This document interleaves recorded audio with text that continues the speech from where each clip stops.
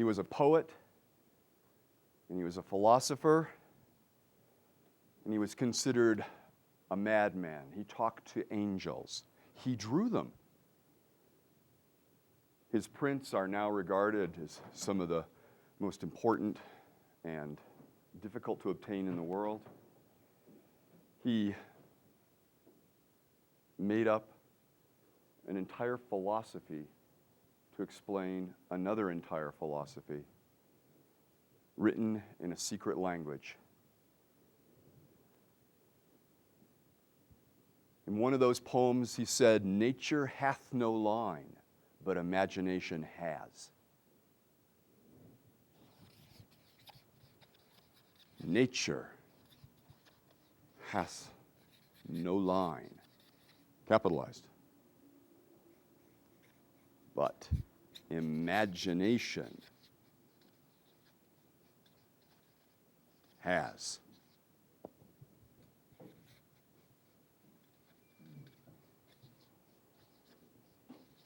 William Blake. William Blake is studied by literary critics and historians, of course. He was often quoted by Bateson as well. As we see into what this man saw as he drew angels, that he swore he was drawing what he saw. Now, we actually have examples that are far less transcendental than that, but are of the same order. And it's only been recently with the neuroscience and neurophysical sciences that they figured out. For instance, just take this chair. And you probably see a square edge on this chair, is that right? Somewhat square on both sides. More common example that's used in psychology would be a nice tight wooden table. And the thing is that if you actually saw it the way it looks, and by the way, cameras really help in this, and those of you who have a digital camera can play this experiment. And you can go click, click, click, click, click, click, and it won't look square from certain angles. It'll have this kind of look. We all know that when we've taken the picture and our knee is as big as our head, right? We're sitting there going like that, and we go, my knee. And yet, when we were looking at the person, we didn't see that huge knee. And this same kind of experience, this constancy of shape, is found in other parts of our experience. There is no black or white in nature. I hate to break it to you so early in the morning. It's yellow and blue.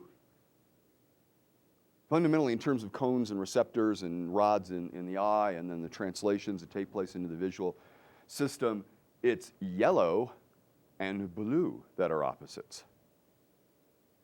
And yet, what do we see? Well, now, of course, there's black, because we've created it artificially, clearly. Well, at least clearly for me, at my angle, I can see some black here. Yet, that, if you go into nature, if you go out for a walk, even in the darkest of the dark of nights, up here in the mountains where there aren't the street lights, where now there's the moon, but sometimes the month there's not the moon, even then in the stars, it's going to be a gray and a darkness, but not a black.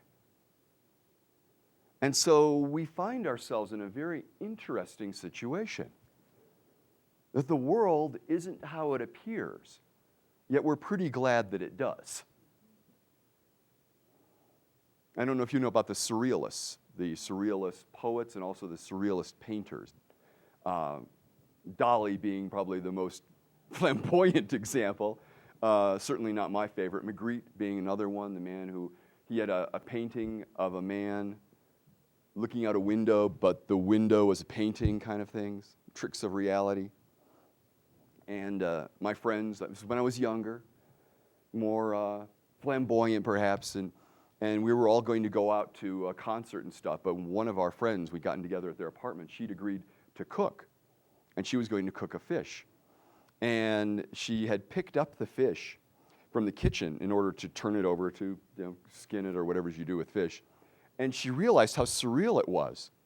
And she walks out into the living room where my friend John is. She goes, John, and turns around. And, this woman in an evening gown, by the way, with a fish, and John goes, ah! Because he didn't have categories to put it in. It was a frightening scene. I'm going, that was Devin and a fish. And we encounter those moments in life that challenge our understanding. Scientists have this much more often than they're willing to admit. The platypus, mammal, amphibian, or just a mistake. And the transgender that we know about now. And you go, well, wait a minute, our categories are destabilizing. And the thing is, we can't not, given the nature of our biology, think the categories are in the world. But I'm hoping by now you're beginning to realize that nature has no line, but imagination has. Now, the postmodern philosophers, particularly of the French persuasion, would have you believe that this means anything goes. I have published a book. It proves that reading is bullshit. Read my book. The idea that there is no ground, that any philosophy can compete with any philosophy. It's all relative. Heaven knows, anything goes. I hope I've started to suggest yesterday that that's not the case, in fact.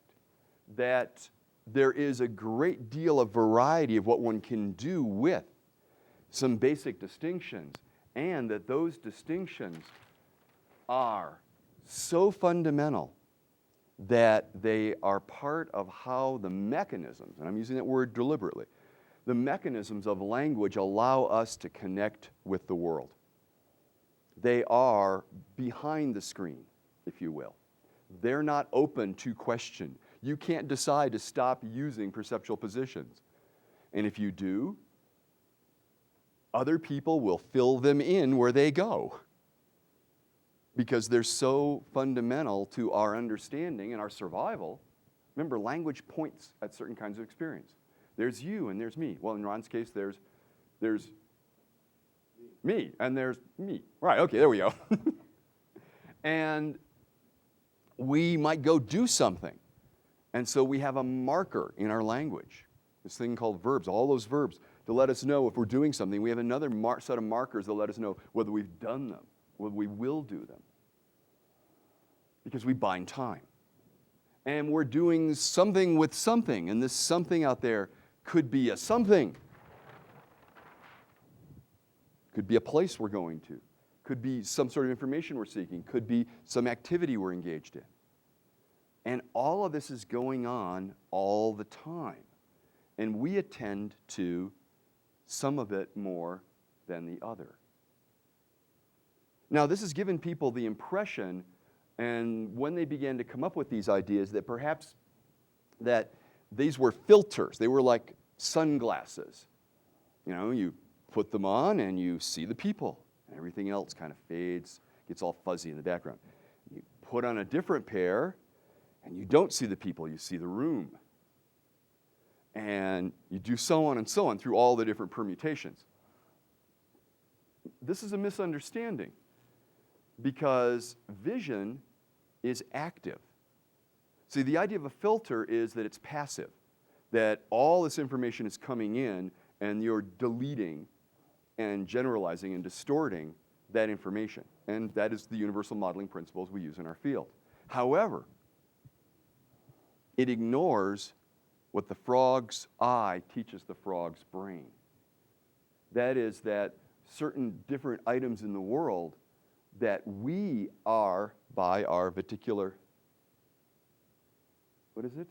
Just the activation system, particular activation, we're actively seeking, with our neurology, those aspects of experience we want, just like the frog and all the other mammals and so forth are seeking their bit of experience that will make it possible for them to survive and perhaps thrive. So it's a lot less of a filter.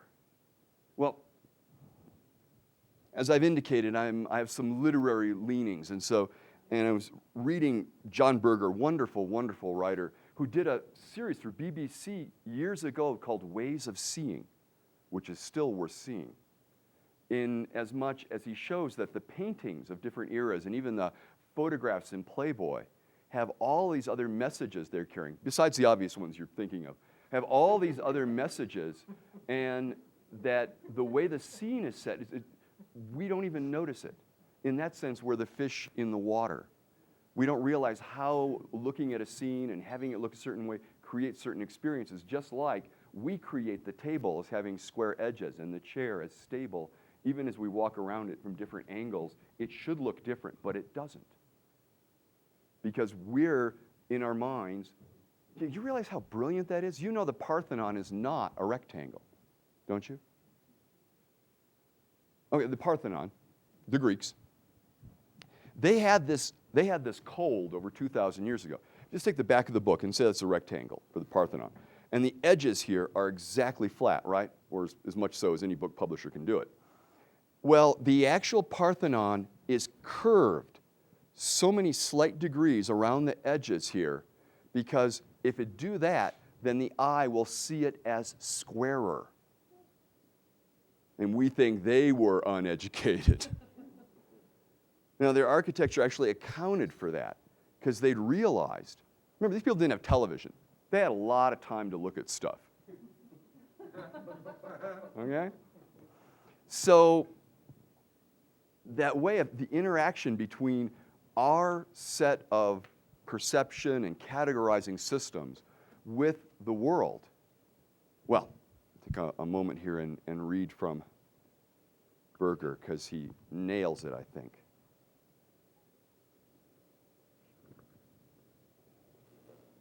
He says, one does not see through writing, and you could also say speaking, onto reality as through a clean or dirty window pane.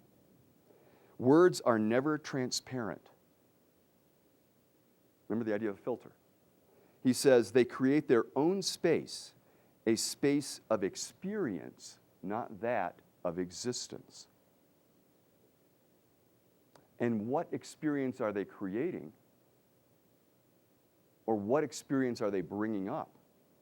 It's the experience that we've already marked on our map by the amount of experience that we have, the number of distinctions that we make as we interact with the world.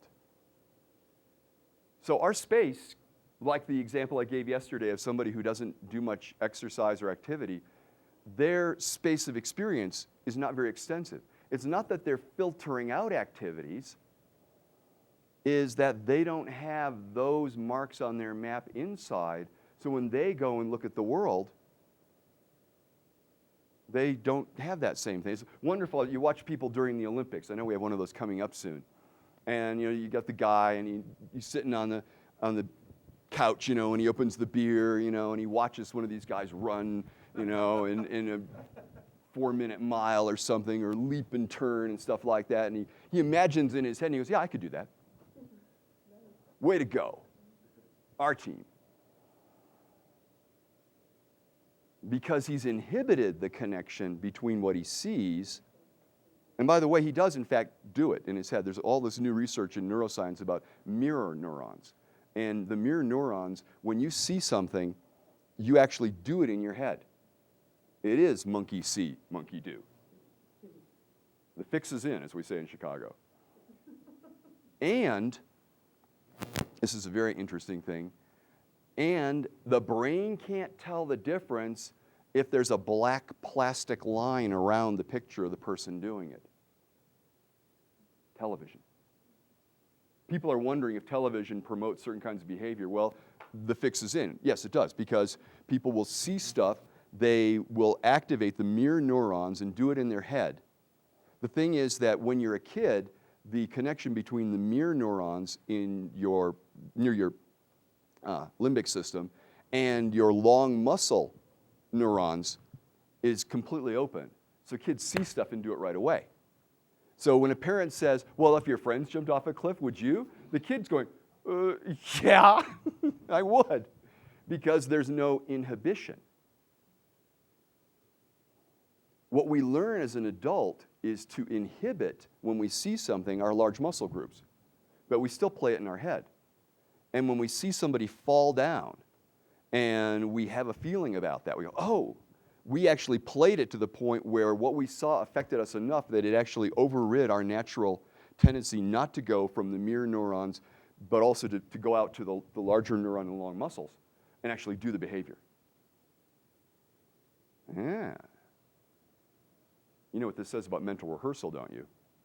Yeah, we now have evidence that the idea of mental rehearsal works. And mental rehearsal, the idea is if you have 3 or 4, 5 examples, say, of shooting baskets, this is one they have done enough studies on that we know it's the case, shooting baskets, then you will remember which one was the best performance because you have such a small group to select from. Then you can sit down, close your eyes, and rehearse that again, replay that memory in the mirror neurons. And what you're doing is you're deepening, to use one of the theories of neurons, you're deepening the basin of attraction. There's a neural net that's been created for that particular experience. And rather than being rather shallow, is by rehearsing it and rehearsing, you make it deeper. So that then when you go to actually do the behavior again live, that you have deepened that particular set of neuron connections, and then when it goes out to large muscle groups, you can do it better. Same thing about watching somebody else and stepping into them and becoming them. And I did this, and I said, I did this. I should, I'm the trainer. But I mean, I've got it. I mean, I've gotten it before. I step in and pretend I'm John Grinder, you know. Well, he's actually much smoother than that. But, you know, that's a way of learning. But when I was learning golf, this guy was teaching me, and there's a whole thing, if you know about the Feldenkrais method, about educating the neurons. So you want to do the motions in such a way with attention. Even Arnold Schwarzenegger realized that. He said 10 repetitions, he was a bodybuilder, 10 repetitions with awareness is worth 100 without awareness. Well, talking about developing these connections. And so the golf thing was to do the golf stuff with complete attention to what you were doing. And then once I'd done that, a putt, you know, a swing, whatever it was, then I'm out there with the pro because we're modeling golf and doing some stuff, and he's looking at me and he goes, pretend you're me. And this is a guy when we started out that morning, and there were all these duffers, if you will, out there swinging and the driving and stuff. And then this guy goes up there and he swings, and there's this crack, as you know, that sweet, they call you that sweet crack as the ball is hit. And everybody looks down the range and goes, it was pro on the range, you know. And so I did that, and damn if I didn't get some of that, right? Because I had the underlying neurology for the skill, and I'd been around this guy enough that I had a strong representation of what to step into. So unconsciously, more than consciously, conscious, remember 7 plus or minus 2, or is it plus or minus 2? Now that's chunks. You know, you can remember a lot of stuff when you chunk it. That's what we're doing here. But unconsciously, I could step in and get a lot more of how he was breathing and how he stood and the kind of things he'd say to himself before. He's a great guy. You know, and so I could do all that and put myself in that mindset with that neurology inside. Right. Because I had the distinctions. Because I had the awareness that if I stuck with myself, that's what I'd get. But in fact, that I knew that if I stepped into a real other with that representation, if I stepped over from one perceptual position to the other, that there were certain learnings that I could and would and did get. And at that point, what happened? I changed my career. No, what happened was, as I made more lines, I made more distinctions, my game got better, so then I could bring that back from the other into myself as even more distinctions about how to play this game with the stick and the little white ball and little holes and flags. Oh yes, and the terrace lawn.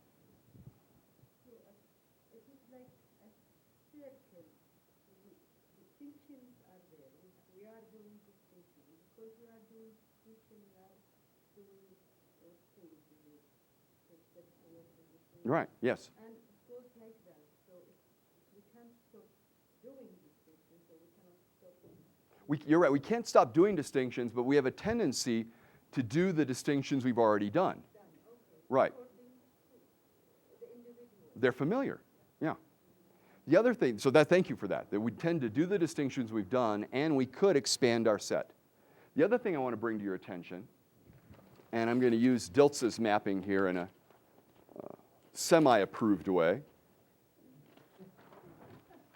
is if you take what I've done with it, and we say the environment is sensory-based, yeah? So this is sensory-based here. And we say that by successive orders, we're becoming more and more abstract. That was my thing yesterday about I have a suit, I have a shirt, I have a belief. There's no belief there. But we act like there is. Nature hath no line. We act like there's things in this world called belief by the acts of imagination. So if you see these as successive acts of imagination, tying time together to make a strategy, holding an image in mind of what you want, it's never going to be exactly what you want. Never. But close enough that it gives us direction, motivation, and when we get there, it's sufficiently close, we go, yeah, what a real accomplishment. And to the idea of values, which are, of course, are kind of generalization, beliefs, another kind of generalization, to who we think we are, which can either be very enlivening, or as we know, it can be crippling for someone. All an idea, an abstraction. And spirit, well, spirit, if you look at anything about spirit, and I mean anything, the way we understand that is always by metaphor. Whether it's God as an elderly man, or whether it's by energy waves, which we've seen when we see waves on the surface of water, or by wind, or by sound, or the feeling of love that we have for someone that we just can't believe we love them so much. And by an active imagination, we say, well, if I've got this, it's got to be in the universe. And no less than Bateson said, if mind is anywhere, mind is everywhere.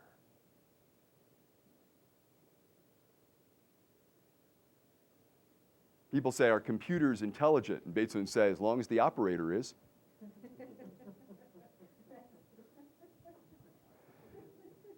So what we're looking at is a cycling.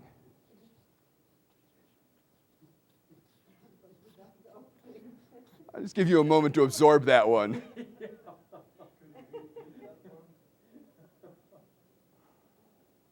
So we're constantly cycling between the sensory-based and then by different transforms, what it implies about the abstract. At the abstract up here, we have black and white, good and bad, quantity and quality. These are very abstract concepts, which we then reapply to experience. We go, well, you know, it's not black and white. Now, let's make this more relevant. Back to meta-programs. Some people, their decision processes are highly digital. Now we're using a scientific word, so it's okay. They're highly digital. And in that sense, and we hear this, and Steve is most recently very much nailed this to the floor by showing the structure of judgment.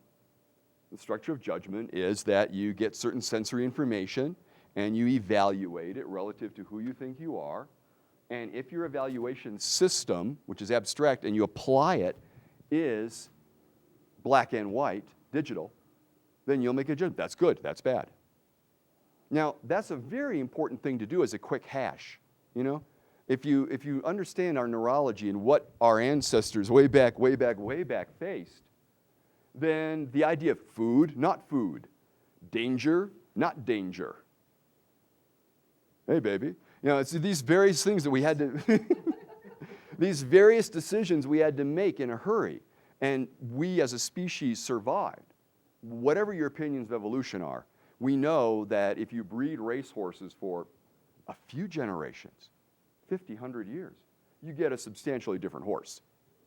Think of the thousands of years that we know civilizations have been around, and that it rewarded the ability to make decisions quickly. So the idea of being able to sort things, digital is very important.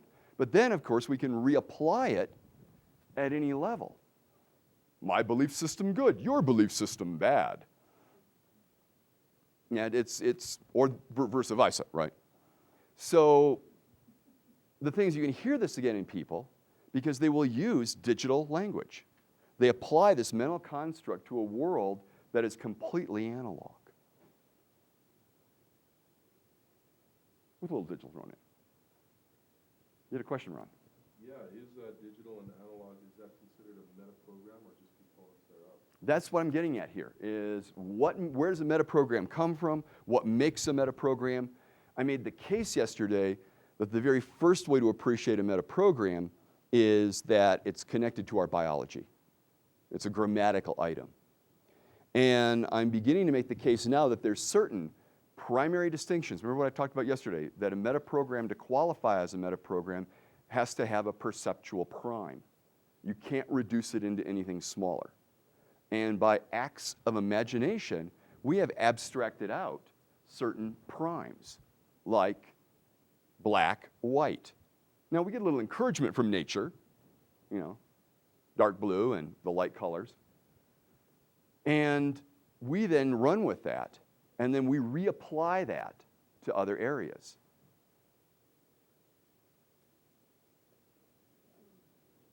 Yeah. To look at metaprogram, do we separate those with the dense levels and those with the non-dense level, or we can just mix them, put them together? Well, what I've said, and I'll go over it again, is that the metaprograms thread. That is that we're in an environment, and we go out, we're going to go out to dinner, and I turn to Ron and I say, well, where would you like to go? And Ron says, I don't like sushi. Right? Now, maybe that's digital, maybe that's not. Maybe it's just reducing the class.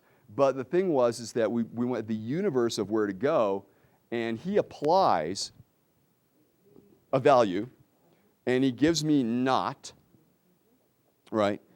And he's abstracted the idea that there's this whole group of stuff called, raw fish, of which he's not going to partake. And that sense of reapplying it to the environment is the way in which this moves around in here. That is, the metaprograms are not slid in. I know I wrote them there, but they go this way. So that someone goes to a political rally now, almost impossible not to hear a digital sort. You're pro this, you're anti that. Or you're both pro something, but it's opposite, because they're trying to find language to sound more positive.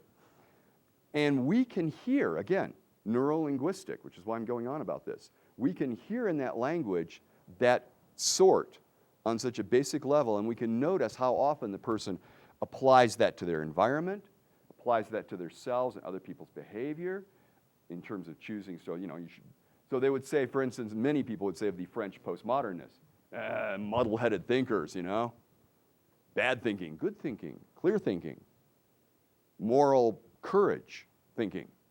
And that these form different kinds of opposites which aren't there. Take all the different kinds of thinking, or all the different kinds of behavior, or all the different kinds of feelings. What do we talk about negative states? You've heard people talk about negative states? Well, where's the sign? We could say behind every behavior is a positive intent, but I want to go stronger than that. It's that every behavior, including every feeling, is useful in some context. Thank you. There are no negative states. There are no positive states. Now, if I'm yeah, good. I'm going to rattle a couple of you this morning. Now, if I'm rattling you a little bit, The rattling, the uneasiness you're feeling is the fact that you use that digital metaprogram enough that it unsettles you to hear somebody making that kind of assertion. And of course, that would make me wrong because the person would apply the digital metaprogram to it. I just want to get you to how twisty how quickly this can get. And also on such a simple thing as digital and analog. Analog being a continuous movement, digital being, again, you can also communication's redundant. You can see it in the person's behavior as well, smooth movements. Steve Andreas and I just did a seminar on categories and scope. And scope is a lot more about analog. So Steve's up there, he's like a Tai Chi master, and he does know Tai Chi, and he studied with one of the masters. So he's up there is doing these movements, and like that, and then I come up and I go, pew, pew, pew, pew, pew. Now, we can joke about it, we learn to do each other's, which I want you to know is a meta-awareness that I'm endeavoring to instill in you. Most people are very attached to their categories. They're very attached to their metaprogram distinctions. They know theirs are right. If they sort digitally. So the metaprograms affect all the other metaprograms.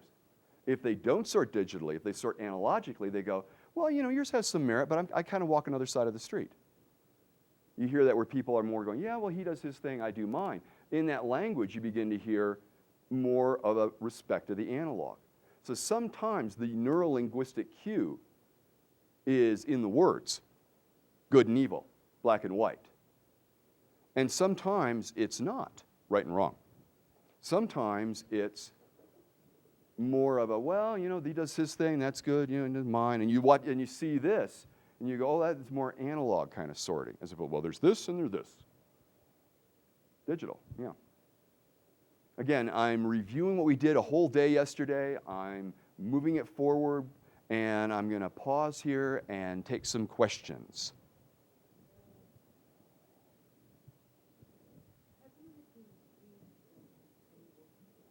Nope.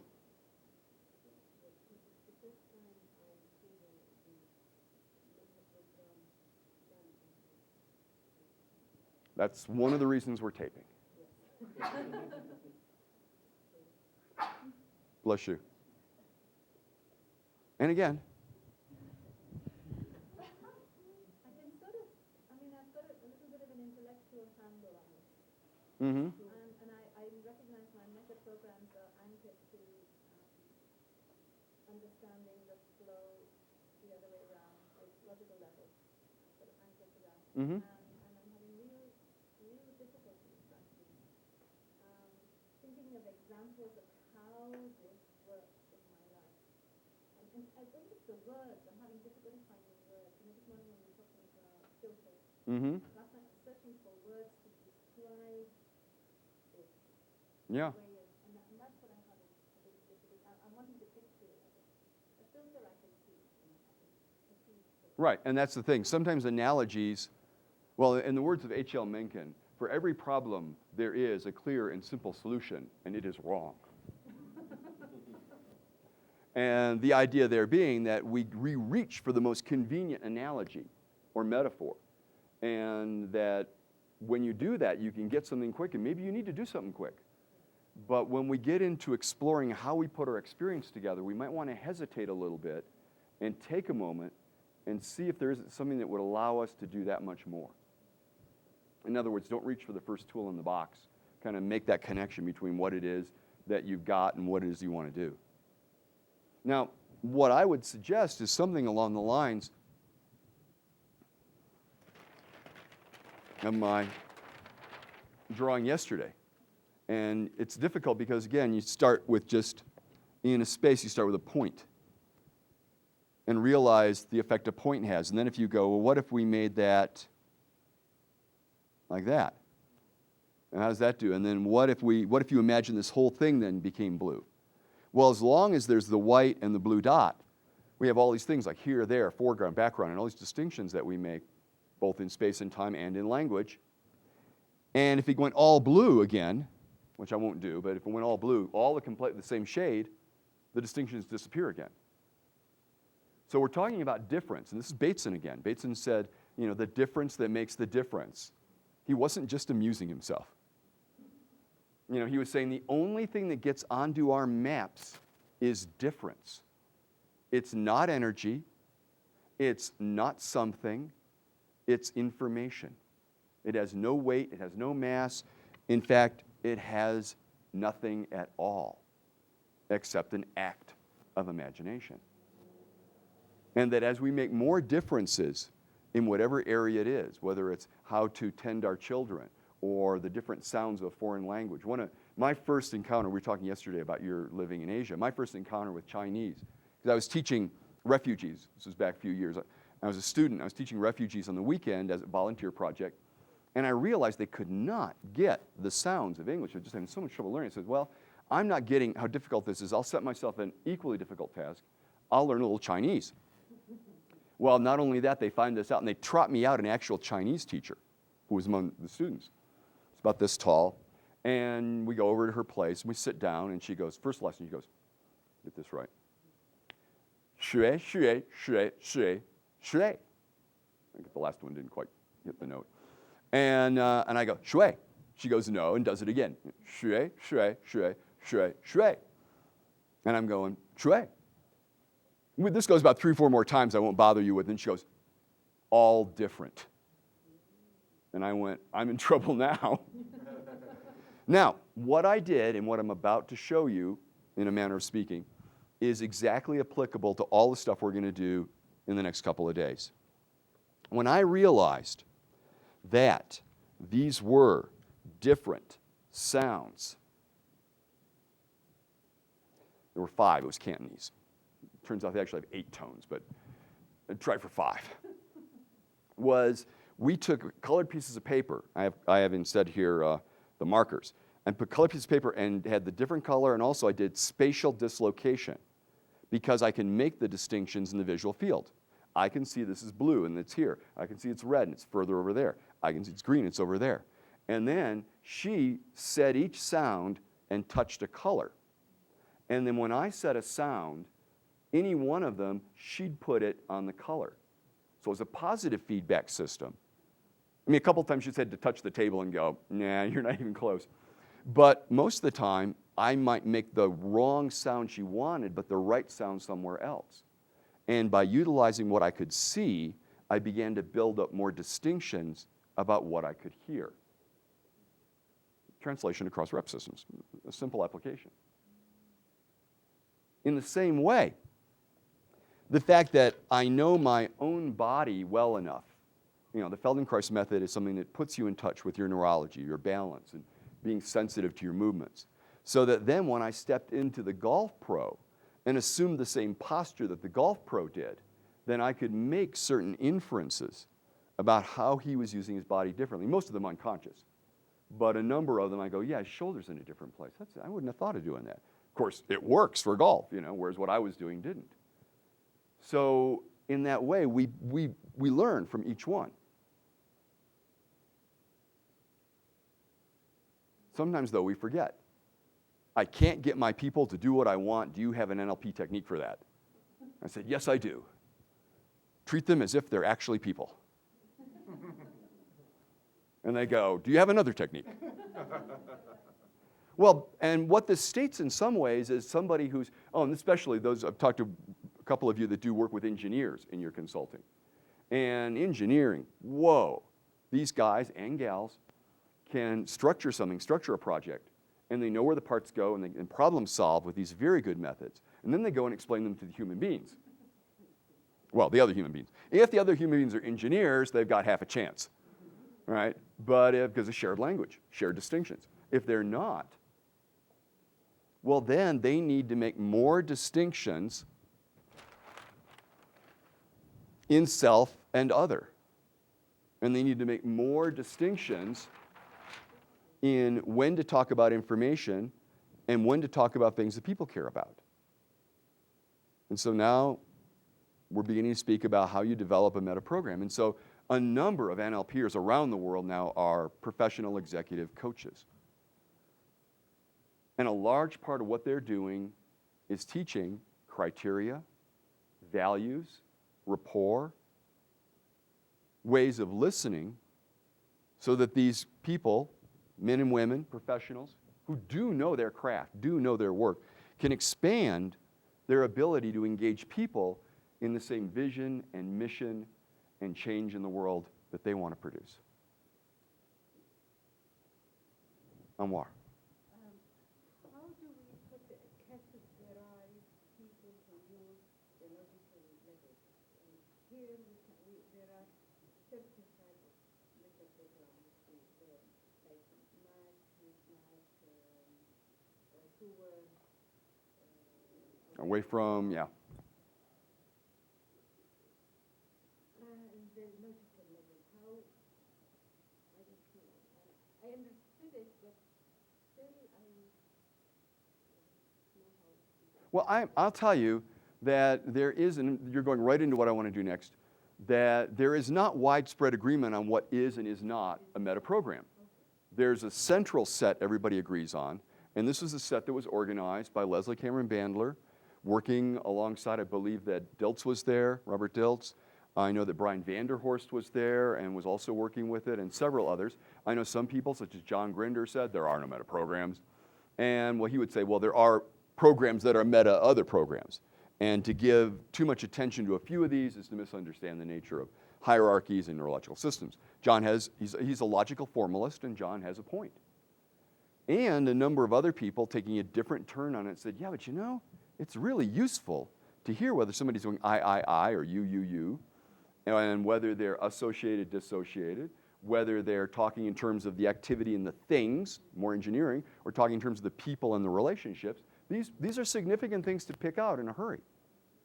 So that was kind of just by fiat was decided that they'd start teaching this, because Leslie was very interested, but they thought at the time that it was the structure of personality, which is why Tad James and Wyatt Woodsmall's book is called Timeline Therapy and the Structure of Personality, because at that time, Leslie and the people around her thought that this might have some insight into personality. Now, they since discarded that idea.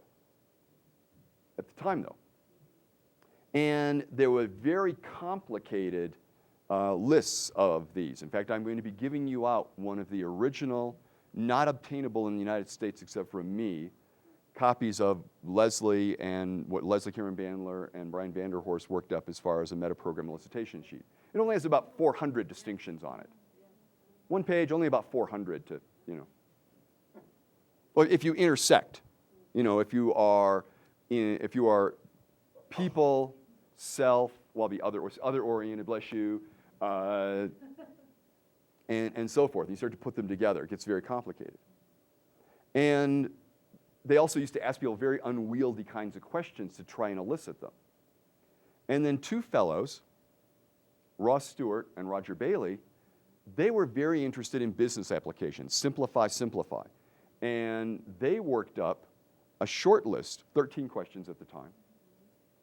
And they were questions, so that you could hold a context constant and ask the person these questions and begin to get some answers about what were the person's leanings. Now, for what? They developed an instrument for first-line managers. That's what it was designed for. They eliminated a lot of the metaprograms to reduce it to the list of metaprograms and a couple other questions they were interested in that they thought would allow business people to suss out who would be a good first-line manager in a manufacturing enterprise. That was their purpose. Nice application, very nice application. It was very work-oriented, it was motivation-oriented, it was work-style-oriented, if you will. And then they, modeling Grinder and Bandler, of course, they had to break up. Because, of course, John and Richard worked for a while, and then they broke up. You know this, they're not working together anymore. Okay. Yeah, right. And that work languished for almost a decade. Nobody did much with it, although each of them did their own thing. Roger moved to South America, and Ross Stewart moved to Texas. And Shelley Rose Charvet, to her credit, took up the same course that I took years ago with Roger and Ross, and she packaged it and has put that forward so that now has become one of the central touchstones of what we think as metaprograms. Well, this is what I'm suggesting. I'm suggesting that Shelley Rose's work, especially, again, application, directed to business, very nice stuff, very good examples about how to apply it, where to apply it, what to do with it. And having reduced the set of what's possible to understand. Other people, whether it's Wyatt Woodsmall or L. Michael Hall, have expanded the set to the point that I have to question because they brought in Jungian archetypes and they brought in spiral dynamics. And here it is. I don't know. Here's what I suggest. For something to qualify as a meta-program, you need neuro-linguistic evidence. So we've been speaking. And it needs to be a perceptual prime. Now, I'm going to give you an example of that this morning. And that's the idea of towards and away from. Now, you've heard of that, right? So tell me about this. I see something I want either in my mind's eye or in the actual world. And what is it? Attraction. Yes, we were talking about the other day. It's like, I get this feeling. So it's biological. We got the environment down, right? Yeah. And then what? I see something else. And my mind sees a little bit and goes to the big representation and goes, we're backing away. You know, I'm seeing those Harley insignia. I'm backing away. Actually, it's not true. These guys are great. But we'll say, okay, I'm backing away because this feeling of what? Repulsion, discomfort. Now, how far do I need to back up? Mentally, physically, however I do it. According to the feeling, sure. How far do I need to back up? Till the feeling diminishes to what point? Some level of comfort. Have any of you heard of the relaxation response? Okay. I'm suggesting here there may be a little bit more going on than people realize. There are two, and yes, only two neurological functions in this way. If we have what we take to be a 0 point, or relaxation, comfort response there, that there are two properties of the nervous system which are wired separately, although we tend to use them sequentially. And one of those properties is what we call the relaxation response. So the person will, what they want to do is relax their neurology. They get discomfort. People go, no, I got to take some time off. You know, or people will they'll cover their eyes. They'll try to reduce the input, right? And they go, this party's way too much for me. I'm going to go outside. You know, no, they're really having a cigarette, but they're saying, I'm going to go outside. Well, that too. You know. Relaxation response, right? So the excitation. What they're doing is they're too excited, and they're seeking to relax. And when they reach a threshold, then they, So we can say away from is, in a sense, away from a certain level of stimulation. Now, on the other side, we have the excitation response. I mean, have you ever been sitting around going, I'm bored? And even if you have kids, you know if they get bored, what do? Just stir things up, just about anything. And so people will be exciting themselves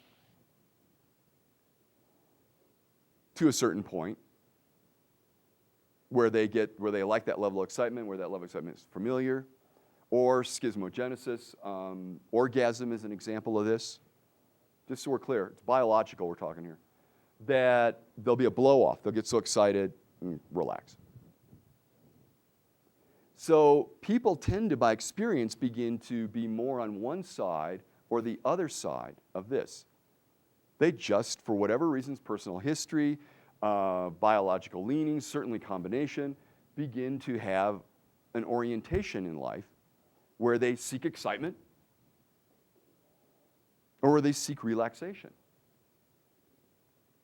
Now, this is so well understood that you can actually, there's a guy, Joel Robertson, has written a book called Natural Prozac, and it's rather pop-oriented, but he's drawing on the research, is that you can describe depressive problems in terms of excitation or inhibition. This is known as inhibition, technically, not the relaxation response. But more to the point is, he can actually tell you what kind of food you'll eat and what kind of exercise you'll do and what your pastimes and entertainments will be based on which side of this you prefer. So we got the wine and cheese crowd out here. This is on the, what's technically known as inhibition, but which we know as relaxation. And cheese and milk products, and carbohydrates will all increase serotonin levels and increase serotonin levels, but I'm putting my hand down because there's more relaxation. So that by people are eating in certain ways or listening to soft music, Baroque music, folk music, all these things, what you're doing is you're increasing your serotonin levels and thereby having less stress, more relaxation. On the other side is dopamine, norepinephrine. This is brain. We're talking about brain chemistry here.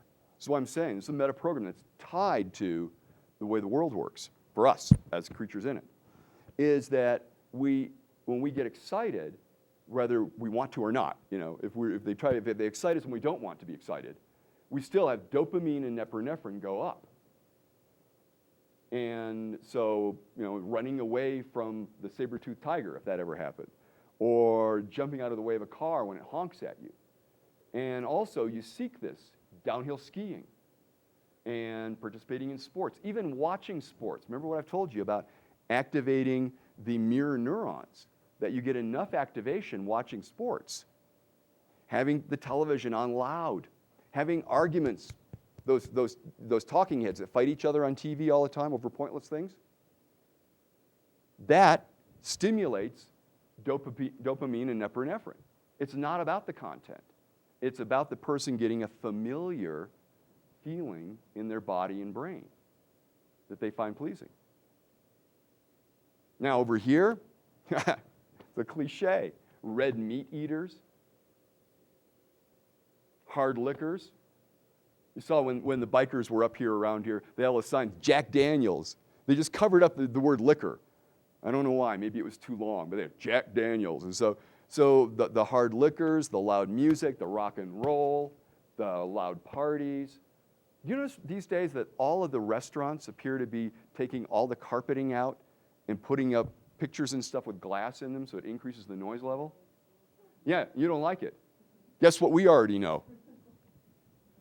Right. You like a little serotonin. A little soft music, soft lighting, conversation, intimacy, connection, maybe a salad and a glass of white wine.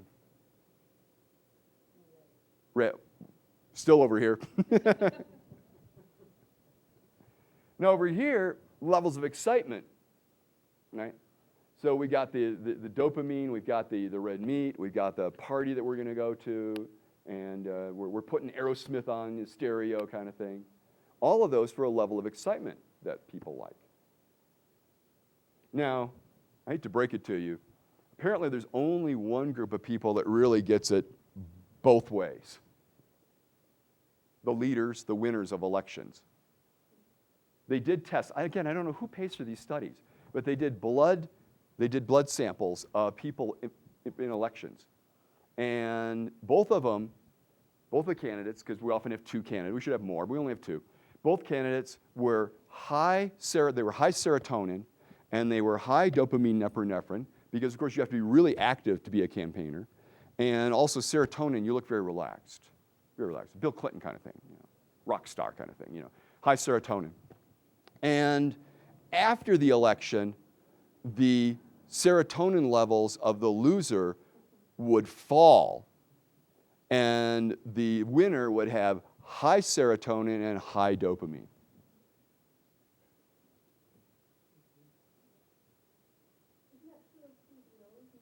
CEOs, I gave another example, rock stars, yeah, leaders.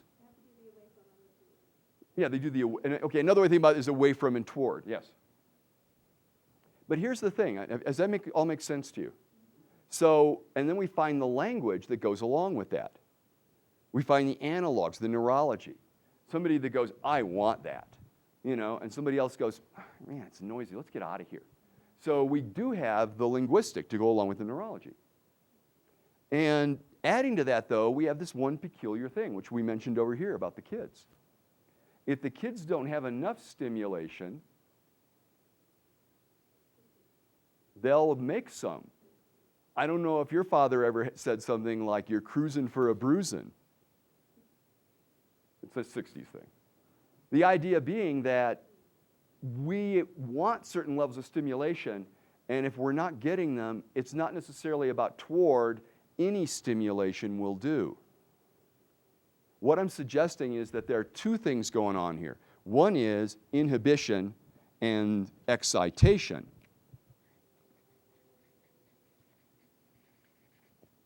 And the other is the attraction repulsion.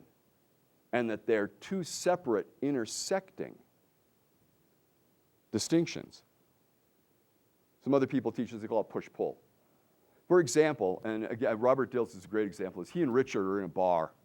And because Richard's in the bar, not because Dilts ever went to a biker bar. And Robert's there trying to explain some new idea he has to Richard. And Richard's, you know, he's having his jack, you know, and he's looking at him, and these bikers come over. And they start razzing Robert, you know, they go, hey, you wussy, hey, what you doing here? And Richard goes, you know, Richard, and we're busy, leave us alone. And so they leave Richard alone. Yeah, they come over on Robert's side, and they're like, yeah, you know, candy ass, you know, you're no bigger than my girlfriend, you know. And Richard's like, that doesn't surprise me. But, you know, so over here, Robert, like, because he's Robert, it's great. He tweaks to it, and they start talking about metaprogram differences, part of what they were doing. And they start saying, well, you know, some people, remember the thing yesterday I did with people that do things in order and people that do things out of order? It was one of those. And so Robert says, you know, and the guy goes, yeah, I do it that way. You know, and the other guy goes, well, that's stupid. And so they start to argue, and then Richard says, you know, why don't you guys take it outside? And then Robert, and they go back to what they were doing. I have a couple of points in the story. The one I want to point out is that they were seeking stimulation which was going to hurt. You'd think they'd be moving away from that. What I'm saying is I don't think our vocabulary is complete enough around this yet. There might be something like towards, away from, and maybe against. Because you think about somebody who is fighting to protect the environment, for example. Earth firsters, whether you agree with their politics or not, we know these people they go live in trees where it's not nice to live, right? And they do these things, and you couldn't say they're going for a more pleasurable experience, but they are going for higher levels of stimulation. And I would say the very same thing of people who have some cause that they're interested in, whether it's about what we think of marriage in this country or what we think of the different laws around taxation. In the same way, they're going in and they fight the good fight. And you could say they get pleasure from that, but in fact, there's a lot of slugging that goes on, a lot of, kind of personal, you've seen it, you know what I'm talking about. The way people get ripped apart in these kinds of things, and their families and their values are impugned. And why would somebody go into that if we're toward pleasure and away from pain?